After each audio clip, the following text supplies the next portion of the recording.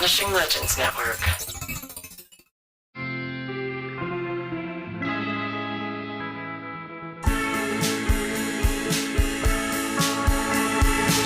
Hey everybody, so glad you're back. I've got a couple of announcements before we start the episode. Tonight's episode is Phone Calls from the Dead. And I did something a little different that I usually don't do. I have posted a PDF of the entire book on the website. Okay, it's under the show notes for this episode. The reason I did it was this. The book is no longer in print. Any copy you buy is going to be a used copy, and the used copies are insanely expensive. So I know that a lot of you do like to read the book, so what I've done is I've gone ahead, I've posted the PDF. There's a link to it in the show notes. Let me tell you how to get to it. By the way, there are show notes for every single episode, okay, that includes pictures and links. Here's how you get there. Go to our website, Richard Hatem's paranormalbookshelf.com, and the first page that shows up, click on View All Episodes, all right? And then you can scroll down through the episodes, find the one you want, and click on the button that says Listen Now. The episode won't start playing. It'll just take you to the description and the show notes, which are photographs and little links and stuff that I have for things I talk about, the books, but then other things that I talk about you can find. So take a look there, find the PDF, check it out, okay? So that's one thing. And the other thing is, we're coming up on the holiday season, so as long as you're at the website, go to the upper right-hand corner and click on Shop Exclusive Merch. And then just scroll down on that link and you'll see pictures of mugs and tote bags and hoodies and all kinds of cool stuff. So, I know you probably don't know anyone who wants any of this stuff, but I know you do, so make it easy. Buy it for yourself. Wrap it up. Give it to yourself, or give it to somebody who owes you a present, either at a gift exchange, at a party, at a family thing. Just make it easy. Your husband, your wife, your kids, just, hey, here's what I want. I've wrapped it up, hand it to them, just, put a tag on it, put it under the tree, and we're done. That's how Susan and I do it nowadays. I typically buy everything that I want. I wrap it up. I write a lovely note from her to me. And on Christmas morning, guess what? Everybody's happy. All right. I think that's all I needed. Oh, one last thing. The next show in 2 weeks on December 9th is going to be a bonus episode. And it's sort of a little example of Patreon content. It's what we do on Patreon. So if you're not there, this is a little taste of what we do there. And in this case, it's going to be an interview with Farah Erdoğu, who wrote Love in an Alien Purgatory. And that was from season 1. Anyway, she is located in Istanbul, and we end up talking about Turkey and that region and the supernatural events that take place there, alien abductions, UFOs. It's different than here, which I find amazing. I love hearing about how these events play out in other cultures. We talk about all that. It's a great conversation. She's an amazing person. So next time around in 2 weeks, December 9th, check out that episode. If it seems cool to you, come on and join us on Patreon. I think that's it. All right. I hope you enjoy this week's episode. Here we go. Phone Calls from the Dead by D. Scott Rogo and Raymond Bayless. We're here today to talk about one of my favorite books, Phone Calls from the Dead by D. Scott Rogo and Raymond Bayless, Prentice Hall, 1979. But before we do, I want to tell you how I first found the book way back in the summer of 1983. And to tell you that story, I have to tell you about my friend Larry Gonzalez. And I also have to tell you about how I lost my virginity. During the spring of 1983, I was, if you'll remember, just starting to date Michelle Goodwin, and my friend Larry Gonzalez was making some progress with Stacey Niels. As things got more and more serious between Michelle and I, Larry was my reality check. His casually pornographic questions about how things were progressing with Michelle and myself made me laugh and kept me grounded. And that was important because things were moving fast. The road was getting slippery, and though I would never have admitted it, I was having some trouble handling the curves. We were going to have sex. Me and Michelle, not me and Larry. That much was clear. We decided it wouldn't be on prom night. Too cliche. But in retrospect, I'm pretty proud that it was something we talked about and planned for. The planning went like this. Michelle told her mom she was thinking of having sex with me. So her mom took her to the doctor. And then Michelle explained to her doctor that she had a boyfriend and was planning to have sex with him, so her doctor talked with her about sexually transmitted diseases and various methods of birth control. And then they decided on one, a diaphragm, and he prescribed it for her. And that was it. See how that works? The only downside to the mature, mindful approach to losing my virginity is that it gave me a little too much time to think about it. I wanted our first time to be special, magical, perfect. At the time, I was obsessed with the idea of endurance. For some reason, I was convinced that sexual intercourse had to last at least an hour, or she wouldn't, go to Disneyland. This was probably something I'd read in the Playboy Advisor. Larry always had a few copies of Playboy stashed around. Anyway, the night it finally happened, we were well into the 45-minute zone, and I was focusing hard on restructuring the fourth act of my A-Team script, when she said something along the lines of, "You about through?" Fuck, now he's gonna ruin our first time by going too long? Great. I quickly changed tactics and focused on finishing. I conjured an image I was sure would work. Me selling my A-Team script. Hey, it had worked in the past, but by now, I'd somehow gone numb. Was our first time really going to end without anyone going to Disneyland? I was starting to panic when she whispered something in my ear, and I started to laugh, and then a few seconds later, let's just say I was at the happiest place on earth. That was late June. My plan had been to finish my script by graduation day, and I did, but just barely. At all the graduation parties, the conversations were the same. "Oh my God, Michelle, you're going to Yale! Are you excited about Yale? When do you leave for Yale?" Michelle was a year ahead of me, so while she was getting ready to leave for college, I still had a year of high school to go. And the Yale thing was getting me down. It was cool, and I was happy for her, but something about it distressed me deeply. I think it was because there was no way for me to encompass it. It felt beyond me, beyond my control. It would soon become the biggest thing in her life, and right now I was that thing. But my time was running short. The longer the summer went on, and the more we had sex, and the deeper we fell in love, the weirder it got. It was like we were simultaneously on two tracks going in opposite directions. We were getting closer and preparing to separate. This felt unsustainable, and of course it was. The smart move would have been to simply enjoy a summer of first love and say goodbye and move on with our lives. Or even better, break up immediately and not draw things out, but neither one of us wanted to do that. What we had felt big and real and important. We wanted to keep it going. Larry and I fell into a routine that summer. On Sundays, we'd have lunch at Numero Uno Pizza. We'd get the fried mozzarella loaf, and we'd each get one of their individual pizzas with the sweet dough that tasted like cornbread. Mine was always pineapple and pepperoni. Larry's was always sausage. It was the day after Michelle and I had done it. It felt so monumental, like history-making. And the whole morning before seeing Larry, I totally assumed I would tell him immediately. But once we sat in the booth, I didn't. I wasn't sure why. Larry and I pretty much shared everything, but I found that I wasn't ready. I wanted to keep this to myself for a minute, just kind of live with it a while before putting it out there in the world. So we talked about other stuff and ate pizza.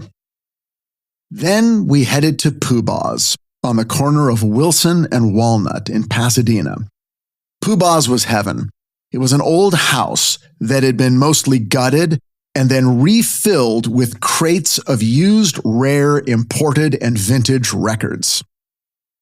It's where I found my first bootleg Talking Heads album and a Japanese EP of Devo's Are We Not Men, We Are Devo, printed on bright red vinyl just like their hats. But I was done looking before Larry, so I hung out on the ratty couch by the door and dug through a small shelf of cast-off paperbacks, a kind of retail afterthought, like a rack of discount country western CDs at a lonely highway gas station. But this week I made a real find. A practically brand new paperback with a title so lurid I almost thought it was a joke. Phone Calls from the Dead. I flipped it over and read the back. It was exactly what the title implied. The authors, D. Scott Rogo and Raymond Bayless, had apparently conducted a, quote, 2-year investigation into this incredible phenomenon. This book was going to set me back 95 cents. But to be honest, folks, I would have paid twice that. I had to have this book. Quick aside, I wish I'd kept that copy because it is almost unfindable now. I'm talking about the paperback, and if you do find it, it's currently selling for well over $100. A first edition hardback is going to run you anywhere from $500 to $2,000. This is a title that is definitely due for a reprint. So, what are we talking about when we talk about Phone Calls from the Dead? Oh, my friend, sit down. This is the stuff of urban legend, except it's true. You want to hear one? Let me tell you one. There's only one way to tell stories like this, so here goes. So this guy named John Medved, who was a doctor in Los Angeles in 1974, his mom dies. Okay, so he goes to Idaho where she's being buried, and he gets home a few days later. And the next morning, it's just normal morning, and he's in the bathroom brushing his teeth when the phone rings. So he goes to answer it, and when he does, all he hears is this voice going, "Johnny." And he's all like, "What?" But the voice just keeps going, "Johnny." And now he's getting freaked out, right? So he's all like, "Who is this?" And then the voice says, "Is that you, Johnny dear?" And he goes like ice cold because he thinks someone's fucking with him because the voice, it sounds real familiar. So he goes all high-pitched like, "Who is this?" And then the voice on the phone goes, "Your mother." So this is a true story, and John Medved was a real guy, an actual physician living and working in Los Angeles, and the authors interviewed him in person in 1977. And to be clear, I'm not making fun of the guy or the call. I honestly find these accounts completely terrifying. Less horrific than, say, alien abductions, but somehow cooler and way more fun than just seeing a ghost. I had just finished reading Susie Smith's EVP book, Voices of the Dead, so this felt like suddenly coming upon its spiritual sequel. The dead are still talking, but this time it's personal. But this phenomenon was actually quite different from EVP. Trickier, scarier. With EVP, you are reaching out into the darkness. You are casting your line into dark waters. There's some personal agency in that, but what happens when something rises up from those dark waters and casts its line toward you? That's very different. And let's not forget, back then, every time you picked up the phone, you were to some extent casting your fate to the wind. Now, if you were born after 1985, you probably don't have the same relationship to the telephone as those of us who grew up earlier. I'm talking about a landline, of course. It was our main connection to the outside world, and it was charged with more emotion than any other machine in your house. TV and radio talked at you, but the phone opened up two-way communication. And since there was no visual component, the human voice became incredibly important. Children were not allowed to answer the phone in their home until they were old enough to employ certain etiquette, like, "Hatem household, this is Richard speaking." The ring of a landline phone was always harsh and thrilling. It was a sound that aroused excitement and fear. It heralded something unknown. Who's calling our house? And why? Depending on what was happening in your life, any given phone call had the capacity to deliver the best or worst news you might ever hear. You almost always learned about the death of a loved one from a phone call.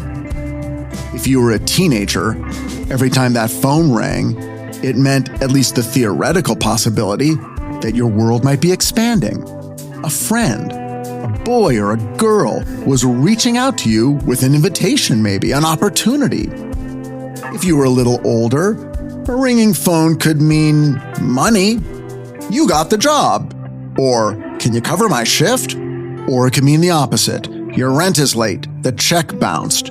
We need our money. But either way, you had to pick up. And you had absolutely no idea who you would be talking to. Phone answering machines didn't become common until the late 1980s. There was no such thing as screening your calls. If the phone rang and you didn't pick up, it just kept on ringing and ringing, accusing you, begging you, insisting you answer it like some hideous mechanical crying baby. Pick me up! Pick me up! If you didn't, for whatever reason, you found yourself frozen, just staring at the phone in terror until it finally stopped ringing. And there is nothing louder in the world than the echoing silence of a landline telephone that has just stopped ringing.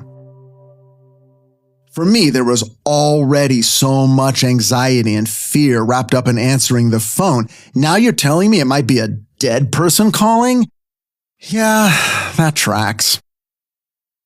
For a phenomenon so rare and elusive, Rogo and Bayless's book is packed with stories of supernatural phone calls, most of them extremely recent when the book was published in 1979. You could absolutely imagine receiving one of them. In fact, the odds were pretty good that the phone in your house would ring while you were reading the book. Mine did twice. I remember specifically. Once it was my friend Herb, and once it was my friend Tim. And when I told them what I was reading, they both said the same thing.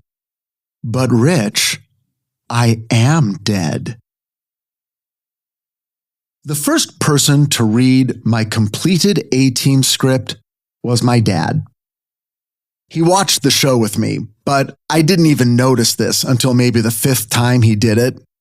I'd go into the living room to spend the most important hour of my week absorbing and analyzing every last second of that week's episode. We didn't have a VCR, so I couldn't record the episodes for later study.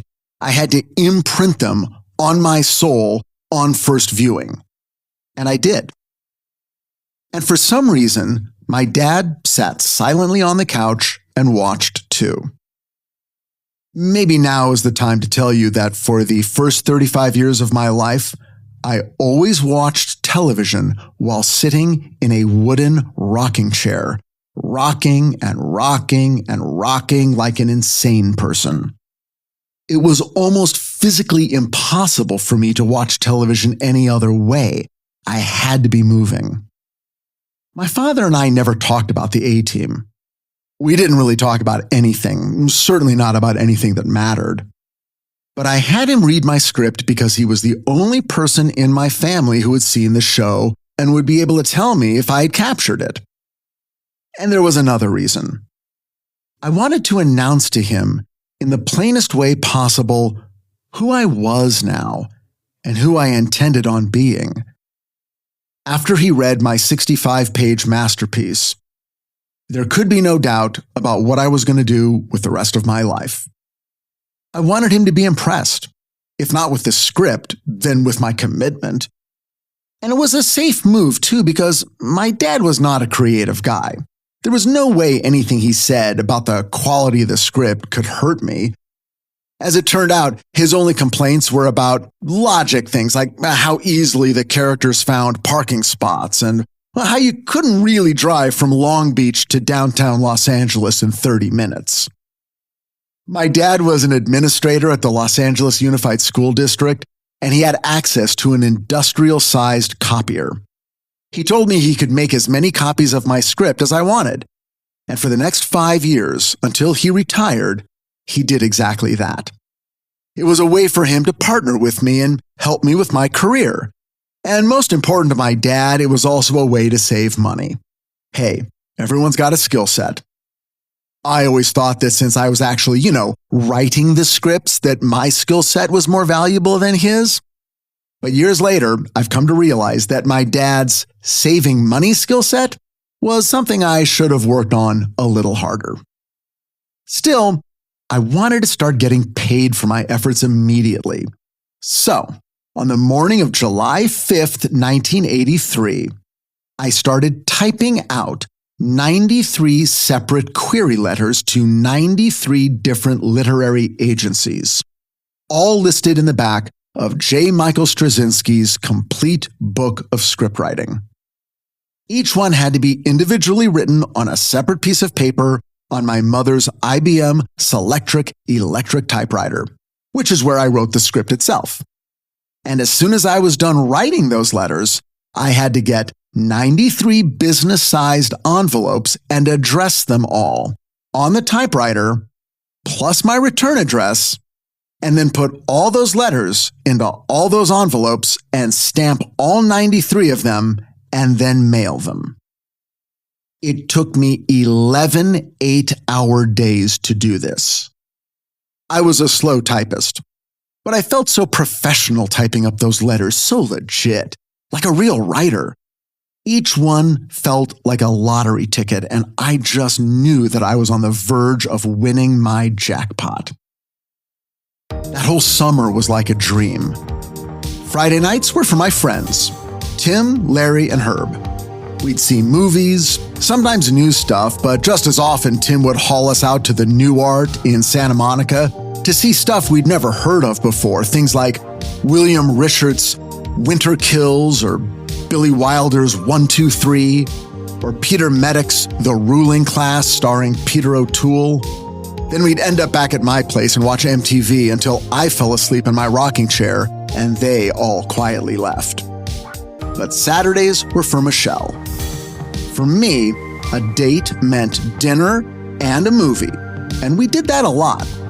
But a lot of times we'd just end up driving and talking for hours. Great loping drives down any street just to see where it would lead. The radio playing song after song, and each one I loved more than the last. It was the soundtrack of my summer of '83. Shock the Monkey, Let's Dance, She Blinded Me with Science, Stepping Out, Goody Two Shoes, Come Dancing, White Wedding, Sweet Dreams, and best of all, the one that still gives me chills, Our House. One night we started driving south on Atlantic Boulevard in Alhambra and didn't stop until the street ended 26 miles later in Long Beach. We had no idea. We parked and got out and walked across the cold sand until we could say we had made it all the way to the ocean. We looked out at the lights of Shoreline Village and the Queen Mary. Supposedly haunted, I told her. We held hands. The foggy night sky was glowing orange with the harbor lights, like we were underneath a giant carnival tent that went up and up forever. It felt like magic. We'd come so far. But after a few minutes, we both decided to take the freeway back to her house. It was only 10:30, the night was still young, and we had other plans. And if you're wondering, my dad was right. Even without traffic, it took at least 45 minutes to drive from Long Beach to downtown LA. By July 18th, the day I mailed off my letters to all those agents, my soul had reached a point of blissful contentment. For the first time in my life, I felt fed. I felt safe. I felt loved. I had a girlfriend. We were sleeping together a lot. Plus, now I was a TV writer. I'd written an actual script. I had everything I'd ever wanted. But as George Bernard Shaw once said, "Man can climb to the highest summits, but he cannot dwell there long." Now, I didn't know it at the time, but D. Scott Rogo was a bit of a child prodigy himself. He had published his first book in the field of parapsychology at age 19. And by the time he died at age 40, he had authored 25 books and edited 4 others. When Rogo was in his late 20s, he and Raymond Bayless began their one-of-a-kind investigation when they realized they had both anecdotally heard about phantom phone call cases and decided to investigate further. From the book, quote, "Our work has taught us to be totally open-minded, though at all times skeptical. We've learned through long and hard experience never to reject anybody's story about a personal psychic experience or encounter without first giving it a fair hearing. Why? Because some of the craziest stories we've investigated have turned out to be absolutely authentic." The first phantom phone call story I told you was pretty crazy, but this next one is even crazier. Here's what happened. One Sunday evening in May of 1971, Bonnie and C.E. McConnell received a phone call from an elderly friend of theirs, Enid Johnson. Now, Enid had been in declining health over the past year and had been transferred from one nursing facility to another. At this point, the McConnells had lost touch with her, and it had been months since they'd spoken, so they were delighted when Enid called. Over the course of the 30-minute phone call, they both spoke with her, and they reminisced about old times. What they both specifically recall is how good she sounded. Quote, "Like the Enid of 20 years ago." Enid herself remarked more than once, "I've never been happier." They asked if she was being treated well where she was, and she assured them, "I've never had such good care." Bonnie asked if she had a phone right by the bed, as she always preferred, but Enid said she didn't. Bonnie was surprised. Quote, "Do you mean you can get up and go to the phone?" To which Enid replied, "I get around just fine." A few days later, Bonnie decided to check on Enid again, so she called the nursing home and asked for Enid's room, but the operator was taken aback. Enid was no longer in that room. She passed away the previous Sunday at 10:30 in the morning, about 7 hours before she called her friends. They confirmed all the details of the call and double-checked the time of death. There was no question. Enid was dead at the time they had that conversation. Now, this case led Rogo and Bayless to one of their first conclusions about these sorts of cases, which, as it turns out, are not rare. When the call recipient was unaware of the caller's death, the calls tended to last longer. Another case like it is stranger still, a phone call to the dead. A New Jersey woman named Marie Delicio had a disturbing dream about a childhood friend of hers named Lana, and in the dream, Lana was sinking into a pool of blood. Marie was so disturbed by the dream that she called her friend the next day. It had been almost a year since they'd spoken, but Lana picked up immediately and they had a more or less normal conversation. Lana told her she'd been in the hospital recently and said she was due to go back the very next day. A few days after that, thinking her friend would be back home by now, Marie called Lana again, only to be shocked when Lana's husband answered the phone and told her that Lana had been dead for 6 months. As you read through these stories, an unspoken feature begins to emerge. There is no urgent message being relayed. The calls aren't warnings, and except for a couple of cases, no useful information is imparted. There are some in which it's clear that the dead, like Stevie Wonder, just called to say I love you. But for the overwhelming majority of cases, pointlessness almost seems to be the point, which of course leaves us with only one possible explanation. The dead are calling us just to show us that they can. But how are they pulling it off?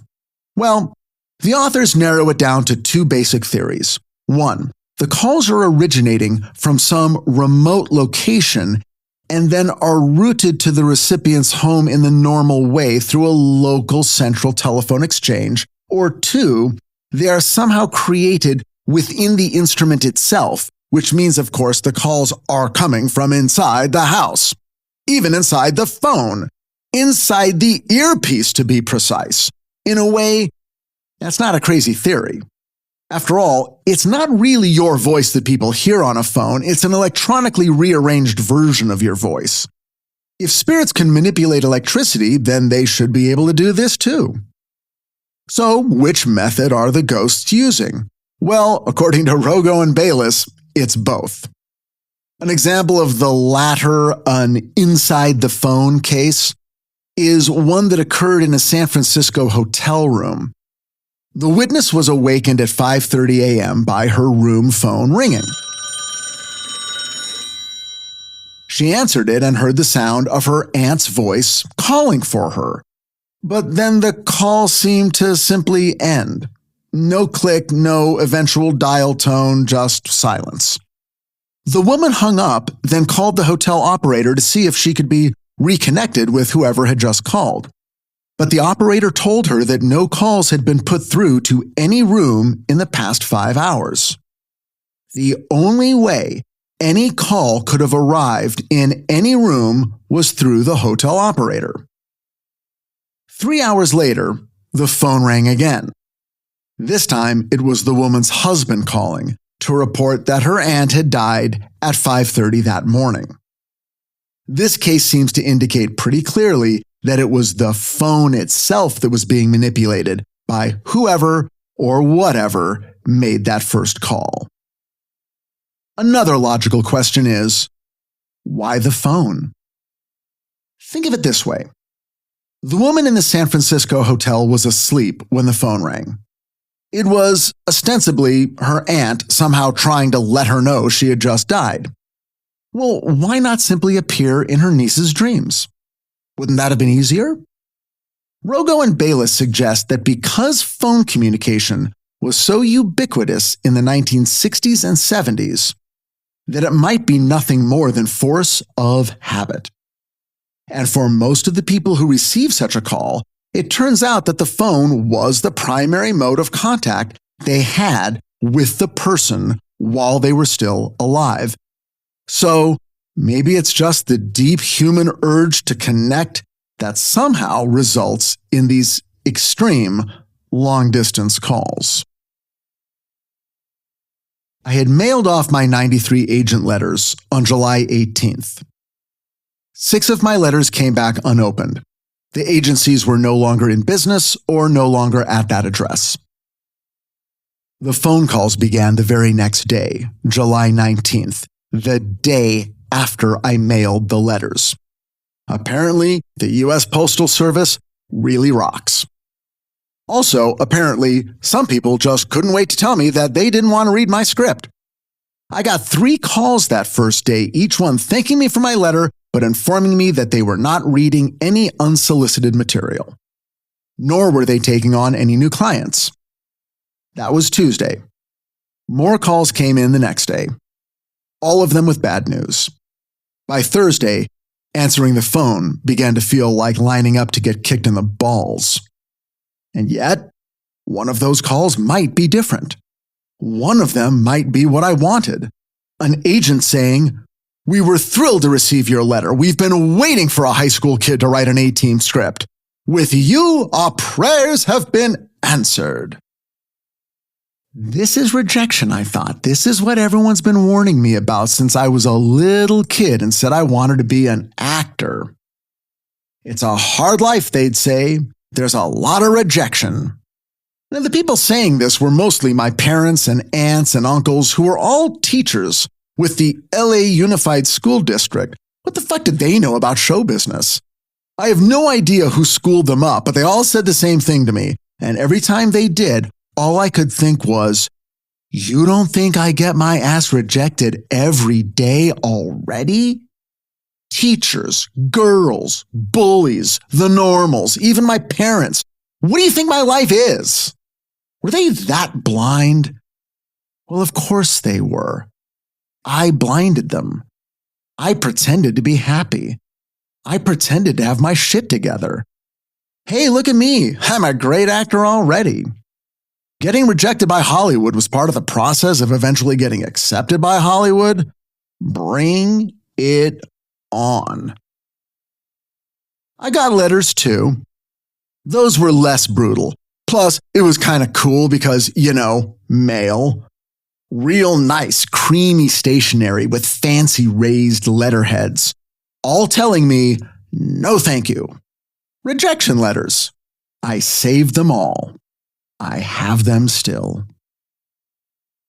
The phone calls continued throughout the following week. Every time I picked up the phone, I tightened up to withstand the blow. And pretty soon I began to enjoy taking the punches. It made me feel strong. It's just a phone call, I thought. They can't really hurt me. And they can't make me stop. Do they think I'm gonna stop? I'm not gonna stop. On Friday of the second week, July 29th, I received 2 letters on the same day. Both of them asking to read my script. I couldn't believe it. They wanted to read my script. I'd almost forgotten that good news was a possibility. Absorbing pain into my body without collapsing had become my only focus. These were my acceptance letters. The Calder Agency and the Lynn Plachette Agency. As far as I was concerned, the hard part was over. Once they read my script, there was no question in my mind that they would take me on as a client, or at the very least, send my script to Stephen J. Cannell Productions. My plan was working. So, I sent my script off to both of the 2 agencies who requested it, and then I took a breath, looked around, and realized that the summer was almost over. The reality of Michelle leaving for college began to take form. Now, I hate to sound like the oldest man alive, but you have to remember, when people left town back then, that was kind of it. No texting, no emails, no social media. They really left, and you really missed them. They were gone. If you could afford long distance, you could talk on the phone. Other than that, you could write letters. We weren't in the future yet. We were close, so close, but not quite. She was going to leave. I would be alone. It was going to hurt like a motherfucker. And I didn't have anything going on in my life to take the sting off the fact that she was moving forward and I was not. A week before she left, we drove out to visit her dad. He lived deep in Canoga Park in one of those 2-story open courtyard apartment complexes, centered around a kidney-shaped swimming pool and surrounded with miniature palm trees sunk into big cement planters. It had to be 109 degrees that day. But as usual, his apartment was dark and cold and smelled like an ashtray. And everywhere, on every surface, in every room, in stacks that went above my head, were paperback books. I loved this place. We'd been there a couple times before. Her dad scared me to death. But the books, that's where we connected. When I say connected, what I mean is I'd wander around pawing through them and take whatever I wanted.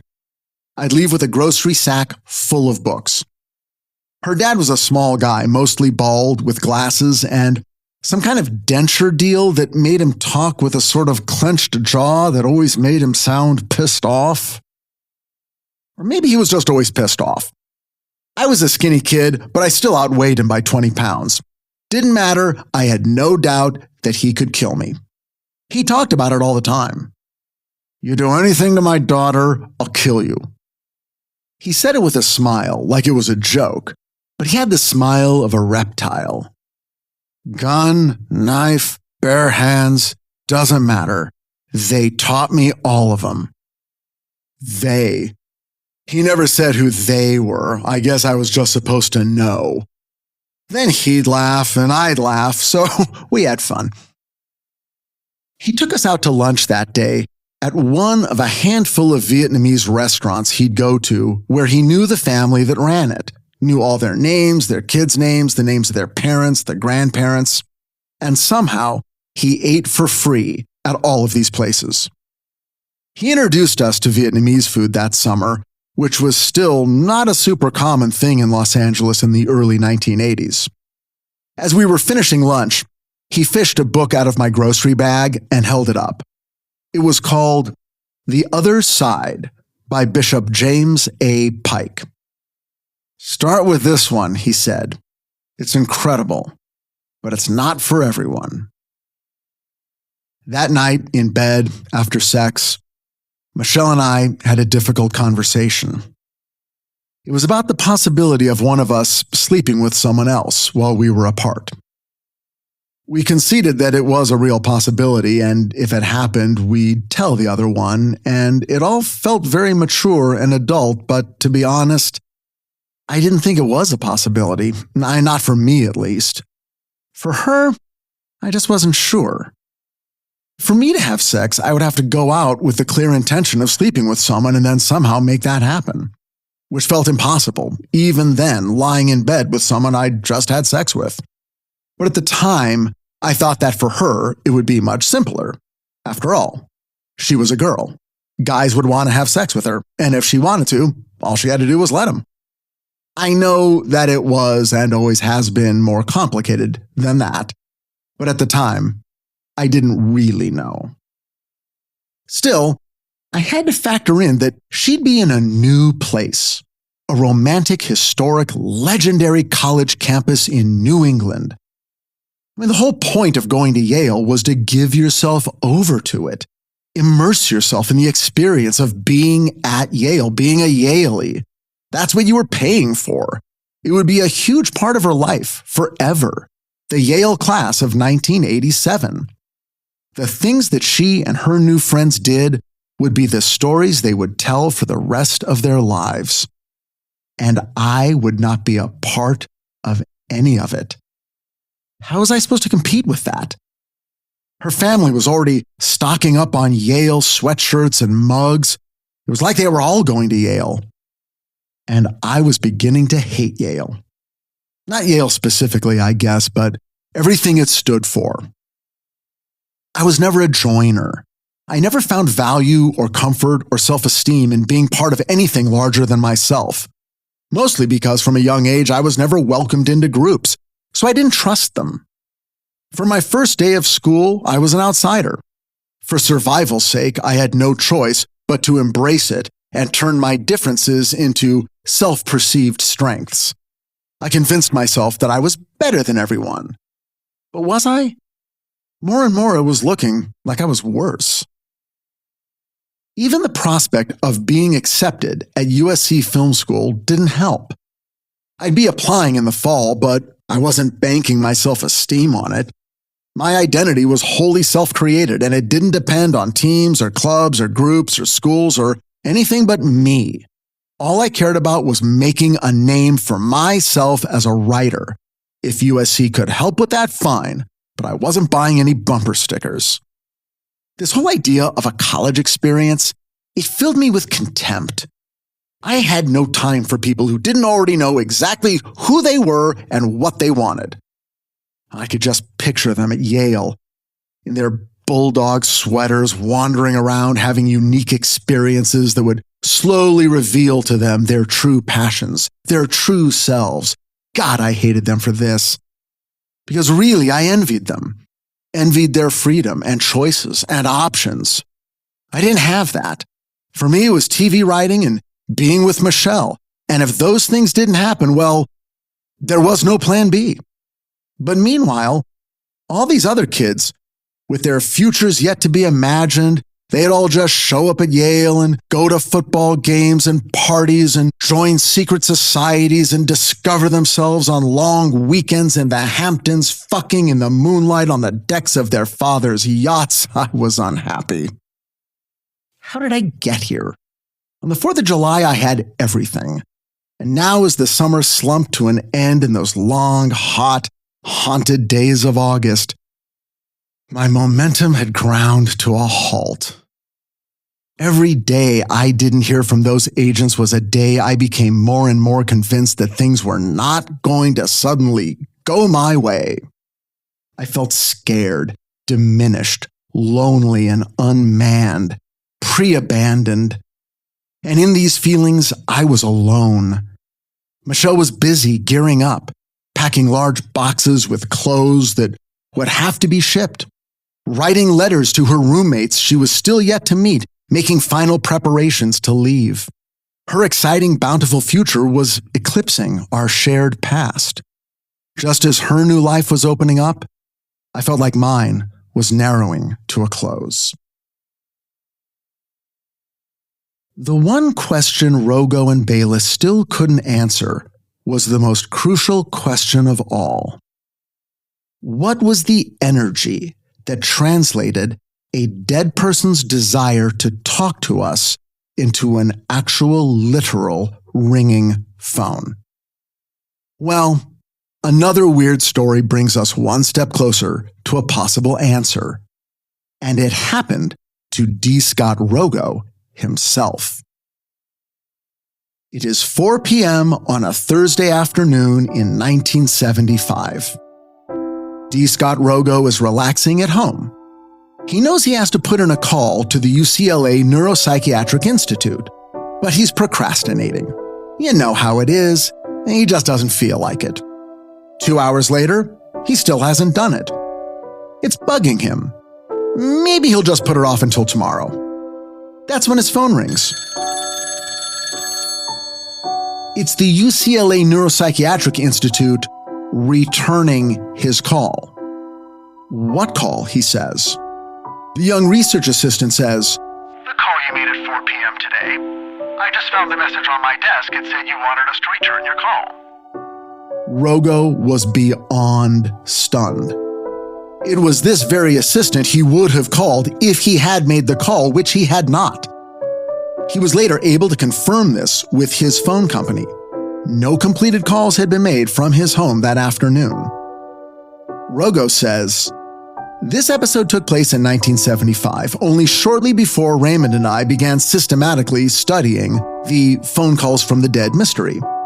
In fact, it was this personal incident more than anything else that convinced us that the phantom phone call mystery deserved serious study. It didn't take us long to realize that these mysterious calls from the living represented a parallel aspect of the phantom phone call mystery. We started calling these intention cases, since they usually reflect an intention in the mind of a living agent, my own case being a perfect example." This is where the PK theory comes into play. Now, PK stands for psychokinesis, and for our purposes, it means a person's ability to affect physical matter with nothing more than their mind. I want to be clear that the existence of psychokinesis is controversial, to say the least. It is not a universally accepted phenomenon, even among parapsychologists. Now, there does seem to be some evidence that some people can use their minds to affect matter, most often on a microscopic scale. One way of testing this is through the use of a random number generator. A person will concentrate and try to impose some sort of pattern in the generation of numbers in a computer where otherwise there should be none. But macro PK, moving bigger stuff, real-life carry shit, the jury is still way out. Some researchers have suggested that poltergeist cases are exactly this, a living agent unconsciously moving stuff around. But in those cases, there is obviously no conscious intention. In fact, usually quite the opposite. Intentionality, the will of a person, living or dead, to reach out and make contact with someone. To me, this could explain what happened with D. Scott Rogo. His conscious intention somehow manifested into a reality. Now this I can get behind. I've been trying it all summer.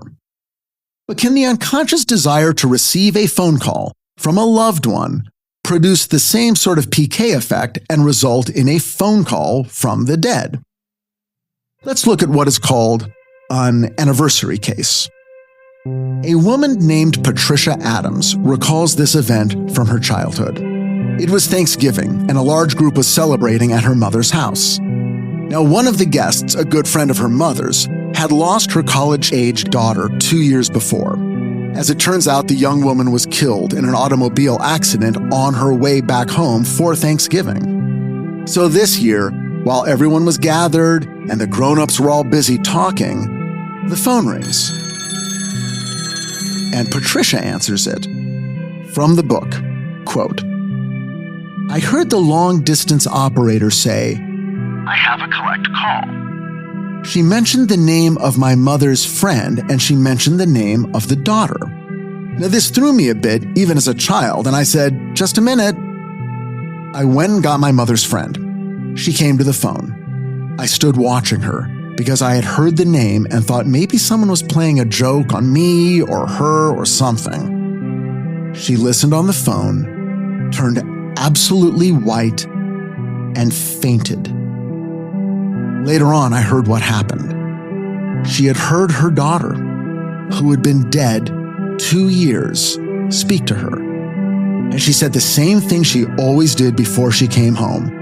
'Mommy, it's me. I need $20 to get home.' This, as it turns out, was a long-standing joke between the mother and the daughter. And the mother always sent her daughter $20 for good luck. They called the phone company, but there was no record of any phone call. We've talked before about a subgroup of parapsychologists known as anti-survivalists. These people believe in many aspects of the paranormal, perhaps, but they don't believe in life after death. So the anti-survivalist, PK believer, and wasn't that a monkey song? Would explain this last case by saying, well, it was the anniversary of their child's death, and their subconscious desire to speak with their loved one was so great that they somehow generated a phone call to themselves to satisfy this great internal desire. The only problem with this theory is that if it were true, shouldn't there be many more cases of these calls? I mean, so many people have lost so many loved ones that if PK were the cause, there would not only be more phone calls from the dead in general, but more of them would be of this exact kind. But there aren't. Why not? I don't know. If PK is involved in the phenomenon, then I would argue it's a force of internal will that is focused outward, not inward. As D. Scott Rogo's strange call to UCLA demonstrates, maybe PK is an arrow, not a boomerang. Your soul can make a call to someone else, but it can't create a call and then receive it. No matter how much you may want that one special person to call. Otherwise, what are we saying? That people can somehow manufacture the phone calls they most want to receive? Well, why limit to just phone calls from the dead? Why couldn't I create incoming calls from agent after agent after agent, all begging to read my A-Team script? Life just doesn't work that way. Michelle left for Yale on Friday, August 26th, 1983. My last night with her was Thursday, the 25th, exactly 5 months after our first date. We didn't have sex that night, and that was fine. She was too stressed out, and I was too sad. We lay on her bed in her childhood room, surrounded by her model horses. We held each other. There wasn't much to talk about, and pretty soon I knew I had to leave. She said she'd try to call me the next day from New Haven once she and her mom finally got in and were settled. I kissed her goodbye and felt like one of us was dying. I got out of there just before the torrent came. I sat in my car in the dark in front of her house, crying so hard it felt like throwing up. The terror of separation swept over me. It was a long time before I felt safe enough to drive. The next day, I sat alone in my bedroom in a stew of loneliness, depression, and deep fear. I'd waited for calls from her before, but it had never felt like this. I remember that day as endless. My room was like an oven. I didn't eat. I couldn't read. What if she doesn't call? What if she never calls? The separation from her felt suffocating. My room got darker and darker as night fell. I didn't turn on the lights. I lay on my bed, sweating, praying for the phone to ring. There was a soft knock on my door. "Can I come in?" It was my mom. Fuck. Yes. She opened the door. "What are you doing sitting there in the dark?" I told her I was waiting for Michelle to call. "You don't have to do that," she said. "We can answer the phone. Why don't you go out with your friends? Here's $20. It was so clear that she and my dad had been talking about me and how sad I was, and this was their solution. $20. They were being nice to me. "Thanks," I said, "but I better wait, just in case." My mom looked like she wanted to say something about that, but instead she just said, "Okay, well, here." She put the money on my desk. Her job complete, she withdrew and closed the door. And weirdly, I felt a little better. Like some internal instinct towards self-punishment had weakened its hold on me momentarily. Then the phone rang, and the feeling came rushing back. My stomach clenched. This is Michelle calling. Why am I so afraid? It was a feeling I would have many, many times over the next 20 years. I picked up the phone quickly, my fist tight on the receiver. It was Michelle, calling from the New Haven Motor Inn on Wilbur Cross Parkway. She and her mom had finally arrived. They were exhausted from traveling. There were 2 stopovers. It was the cheapest flight they could get. I felt like I was breathing her entire self into my body through a thin reed. I held very still, like any movement would interrupt the flow of her into me. She was telling me that she and her mom just wanted to eat something and go to sleep. The dorms wouldn't be open until Monday, but they were excited to spend the weekend checking out New Haven and exploring the campus on their own. They might even meet up with some of her suite mates. Our connection wasn't great. Everything was 2 seconds off, like a film out of sync. There was silence while we waited for the other one to say something, then we both said overlapping "I love yous," and then she said she had to go, and suddenly the call was over. I had waited all day. I kept holding the receiver, but there was no one there. Finally, I hung up. I realized I had been staring at the wall above my desk where I had taped a TV guide cover with the A-Team on it next to a small photo of Michelle and I on prom night 100 years ago. If I had been able to create a phone call from her, it would have gone differently. She would have been sad as I was. She would have told me she'd made a mistake. She was catching the next flight home. That going to Yale wasn't as important as us being together. There would be no frustration, no fear, no cold realization that this call couldn't possibly be happening. She would tell me she was coming back to me, and I would believe every word. Thank you for joining me on Richard Hatem's Paranormal Bookshelf.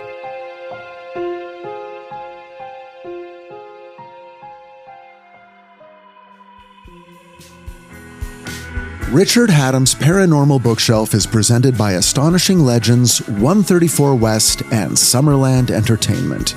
Executive producers, Scott Philbrook, Forrest Burgess, and Susan Lambert. Our associate producer is Tess Feifel, and our sound designer, engineer, and editor is Kevin Ducey. Artwork is by Tommy Beaver, website is by Kayla Lord, and our music, as always, is by Nima Kazaruni. Please join us next time for a special bonus Patreon preview episode where I talk with ufologist Farah Urdozu, author of Love in an Alien Purgatory, all about supernatural events in her home country of Turkey. And we find out that not all ghosts and demons and aliens are the same. Anyway, it's a fascinating conversation. I hope you can join us. Until then, be safe and be well, find the light in the dark, and we'll see you again soon.